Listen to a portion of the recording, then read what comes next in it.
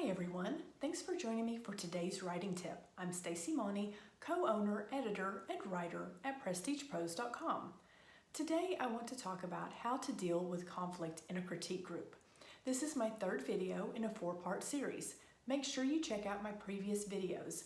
I'll add the links to the description below. Conflict can arise for a number of reasons. People come to the table with their own strengths and weaknesses and biases, and often they're unaware of them. You may find a fellow author is pressing you to cut conventions or tropes that are important to your genre simply because that person isn't familiar with your genre.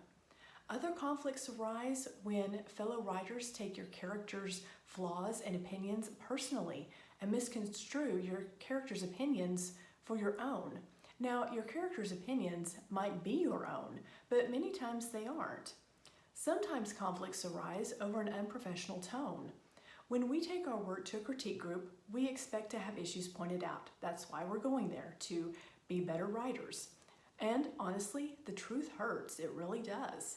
But it can be conveyed in a kind, professional manner. There's no reason to take a disparaging tone or to cut down anyone or their work.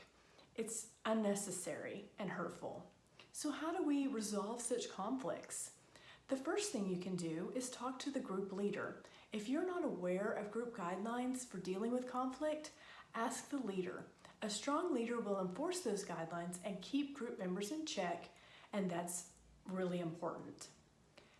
The second thing you can do is to ask for specific feedback if the feedback you're getting is too vague to be helpful or too focused on things you're not interested in at the moment. So for instance, if you're working on a first draft and you want to make sure your main character resonates with the reader, you aren't interested in grammatical errors or passive voice at that point. You're looking for one specific type of feedback. So let the group know that, and that you know the other issues are there and you will revise them eventually, but right now you need just one kind of specific feedback.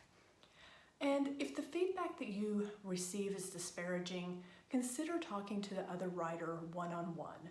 It's possible that they don't know how they're coming across. If you can't resolve the conflict, you might consider leaving the group. You need to be in a group that helps you grow as a writer, and it's important to your mental health not to subject yourself to needless beratement. And remember, you're the author. It's your story, and ultimately, what goes into it is up to you. You can take your critique group's feedback and implement it, or you can leave it out. The more you write, the more you'll know what's important for your story and what's not.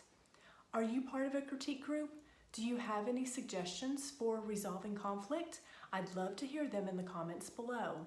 And if this video was helpful for you, please click like and subscribe for more great content. Thanks for watching and happy writing.